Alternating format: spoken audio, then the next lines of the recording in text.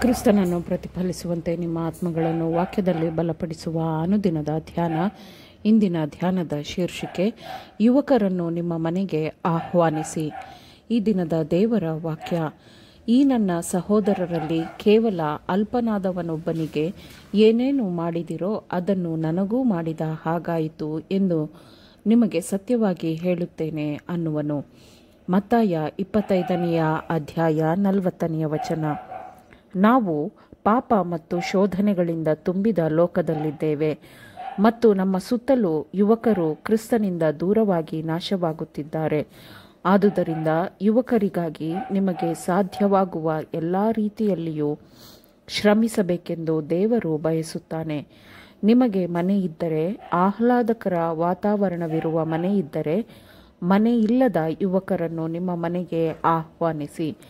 ಸಹಾಯದ ಅಗತ್ಯವಿರುವ ಯುವಕರನ್ನು ಮನೆಗೆ ಆಹ್ವಾನ ಮಾಡಿ.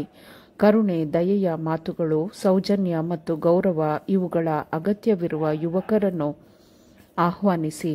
ಇವೆಲ್ಲವೂ ಅವರಿಗೆ ಅಗತ್ಯವಾಗಿರುತ್ತದೆ. ನೀವು ಅವರನ್ನು ಕ್ರಿಸ್ತನ ಬಳಿಗೆ ಕರೆತರಲು ಬಯಸಿದ್ದರೆ, ಆತನು ನಮ್ಮನ್ನು ಕೊಂಡುಕೊಳ್ಳಲು ಸುರಿಸಿದ ರಕ್ತಕ್ಕೆ ಪ್ರೀತಿ ಗೌರವವನ್ನು ತೋರಿಸಬೇಕು. ಆತನ ಅತ್ಯಮೂಲ್ಯ ಜೀವನದ ರಕ್ತವು ಅನಂತ ಬೆಲೆಯನ್ನು ತೆತ್ತು ವಿಮೋಚಿಸಿರುವ ಆತ್ಮಗಳನ್ನು ನಾವು ಪರಿಗಣಿಸಬೇಕು, ಗೌರವಿಸಬೇಕು. ನಾವು ಹಣ್ಣು ಕೊಡುವುದಕ್ಕಾಗಿ ದ್ರಾಕ್ಷಿಯ ಬಳ್ಳಿ ಕೊಂಬೆಗಳಾಗಿ ಆದ ತಕ್ಷಣದಿಂದ ಅದು ನಮ್ಮನ್ನು ನಡೆಸುವುದು ಖಚಿತವಲ್ಲವೇ? ಅದು ಸಾಕಲ್ಲವೇ? ನಾವು ಸಹಾಯ ಮಾಡಿದ ಯುವಕರು, ನಮ್ಮ ಮನೆಗೆ ನಾವು ಬರಮಾಡಿಕೊಂಡ ಯುವಕರು, ಅವರ ಶೋಧನೆಗಳಿಂದ ಅವರನ್ನು ನಾವು ಹೊರತಂದ ಯುವಕರು, ಕುಡಿತ, ತಂಬಾಕು ಇವುಗಳಿಗೆ ಬಲಿಯಾಗಿ ಸರಿ ತಪ್ಪುಗಳ ವಿವೇಚನೆಯನ್ನು ಕಳೆದುಕೊಂಡು ಆರೋಗ್ಯವಾದ ಮನಸ್ಸು ಮತ್ತು ಆರೋಗ್ಯಕರ ದೇಹವನ್ನು ನಾಶ ಮಾಡಿಕೊಂಡಿದ್ದವರನ್ನು ಅವರ ಚಟಗಳಿಂದ ಬಿಡಿಸಿ ಜಯದ ಮಾರ್ಗವನ್ನು ನಮ್ಮ ಕಾರಣದಿಂದ ತುಳಿದ ಯುವಕರು, ಇವರುಗಳನ್ನು ನಾವು ಪರಲೋಕದಲ್ಲಿ ನೋಡುತ್ತೇವೆ. ಇದಕ್ಕಿಂತ ಇನ್ನೂ ಹೆಚ್ಚಿನದೇನಿದೆ ಅಲ್ಲವೇ? ನಮಗೆ ಏನು ಬೇಕು? ದೇವರ ಮಹಿಮೆಯ ಸೂರ್ಯನ ಬೆಳಕನ್ನು ಪ್ರತಿಫಲಿಸುವ ಮುಖ, ದೈವತ್ವದ ರೂಪವನ್ನು ಪ್ರತಿಫಲಿಸುವ ಮುಖ, ಇವುಗಳು ನಮಗೆ ಬೇಕಾಗಿದೆ. ಗುಣಸ್ವಭಾವದ ಮರುರೂಪುಗೊಳ್ಳುವಿಕೆಯು ನಮಗೆ ಬೇಕಾಗಿದೆ.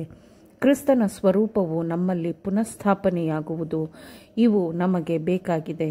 ನಮ್ಮ ಜೀವಮಾನ ಕಾಲದಲ್ಲಿ ಸಾಧ್ಯವಾದಷ್ಟೂ ಮಟ್ಟಿಗೆ ಯೋಗ್ಯರಾಗಿ ನಡೆದುಕೊಳ್ಳಲು ದೇವರು ನಮಗೆ ಸಹಾಯ ಮಾಡಲಿ. ಚಿತ್ರಮಂದಿರಗಳು ಅಥವಾ ಕುಣಿತಗಳ ಭವನದಲ್ಲಿ ಕಾಲ ಕಳೆಯಲು ನಿಮ್ಮಲ್ಲಿ ಯಾರಿಗೂ ಸಮಯವಿಲ್ಲ. ನಿಮಗೆ ಗೊಣಗಲು ಸಮಯವಿಲ್ಲ. ಕುದುರೆ ಜೂಜುಗಳಲ್ಲಿ ಹಾಜರಾಗಲು ನಿಮಗೆ ಸಮಯವಿಲ್ಲ. ಪ್ರದರ್ಶನಗಳಲ್ಲಿ ಹಾಜರಾಗಲು ನಿಮಗೆ ಸಮಯವಿಲ್ಲ. ನನ್ನ ಆತ್ಮವು ಹೇಗಿದೆ?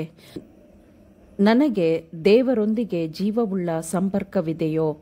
ಅದನ್ನು ನಾವು ಹೊಂದಿದ್ದರೆ ಈ ಬಾಹ್ಯ ಸುಖಗಳಿಂದ ಆಕರ್ಷಿತರಾದ ಆತ್ಮಗಳನ್ನು ಗೆಲ್ಲಲು ನಾವು ಪ್ರಯತ್ನಿಸಬೇಕು. ಸೈತಾನನು ಇದನ್ನು ಸಾಧಿಸಿದ್ದಾನೆ. ಹುಚ್ಚು ಉತ್ಸಾಹವನ್ನುಂಟು ಮಾಡುವ ಒಂದು ಭೋಗದ ಮೇಲೆ ಇನ್ನೊಂದು ಭೋಗವು ಗುಂಪುಗೂಡಿ ಮನುಷ್ಯರ ಮನಸ್ಸುಗಳು ಮುಚ್ಚಲ್ಪಡುವಂತೆ ಸೈತಾನನು ತಂತ್ರಗಳನ್ನು ರೂಪಿಸಿದ್ದಾನೆ. ದೇವರ ಬಗ್ಗೆ ಆಲೋಚಿಸಲು ಸಮಯವಿರುವುದಿಲ್ಲ. ಪರಲೋಕ ಮತ್ತು ಪರಲೋಕದವುಗಳ ಬಗ್ಗೆ ಆಲೋಚಿಸಲು ಸಮಯವಿರುವುದಿಲ್ಲ. ಸತ್ಯವೇದವನ್ನು ಓದಲು ಸಮಯವಿರುವುದಿಲ್ಲ. ಕ್ರಿಸ್ತನಿಂದ ದೂರ ಇರುವವರನ್ನು ಕ್ರಿಸ್ತನ ಹತ್ತಿರ ತರುವ ಪ್ರಾಮಾಣಿಕ ಪ್ರಯತ್ನಗಳಿರುವುದಿಲ್ಲ. ಹೀಗೆ ಸೈತಾನನು ಮಾಡಿದ್ದಾನೆ.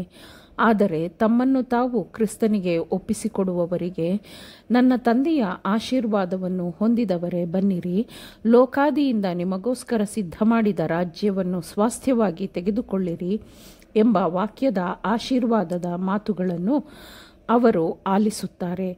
ಇದೇ ಆರಿಸುವಿಕೆಯಾಗಿರುತ್ತದೆ. ಕ್ರಿಸ್ತನ ಕೆಲಸಗಳಲ್ಲಿ ನಿರತರಾಗಿ ದೇವರಿಗೆ ವಿಧೇಯರಾಗುವ ಎಲ್ಲರಿಗೂ ಅದನ್ನು ಸಿದ್ಧಪಡಿಸಲಾಗಿದೆ. ಯಾಕೆಂದರೆ ಅವರು ಪರಲೋಕದಲ್ಲಿ ಪ್ರತಿಫಲದ ನಿಧಿಯನ್ನು ಪಡೆದಾಗ ಅವರು ತಮ್ಮ ಕರ್ತನ ಸಂತೋಷಕ್ಕೆ ಪ್ರವೇಶಿಸುತ್ತಾರೆ. ಯಾಕೆಂದರೆ ಅವರ ಸಂತೋಷವು ರಕ್ಷಕನಿಗೆ ಆತ್ಮಗಳನ್ನು ಗೆಲ್ಲುವ ಕ್ರಿಸ್ತನ ಸಂತೋಷದಿಂದ ತುಂಬಿರುತ್ತದೆ. ಆಮೇನ್. ದೇವರ ವಾಕ್ಯಗಳನ್ನು ಶ್ರದ್ಧೆಯಿಂದ ಆಲಿಸುವವರು ಮಾತ್ರವೇ ಆಗಿರದೆ ಪಾಲಿಸುವವರು ಆಗಬೇಕೆಂದು ನಿಮ್ಮನ್ನು ಉತ್ತೇಜಿಸುತ್ತೇನೆ. ಪರಿಶುದ್ಧಾತ್ಮನ ಸಹಾಯದಿಂದ ಆಲಿಸಿದ ನಿಮ್ಮೆಲ್ಲರಿಗೂ ಧನ್ಯವಾದಗಳು. ಮತ್ತೆ ದೈನಂದಿನ ಧ್ಯಾನಕ್ಕಾಗಿ ನಾಳೆ ಸಂಧಿಸೋಣ. ಆಮೇನ್.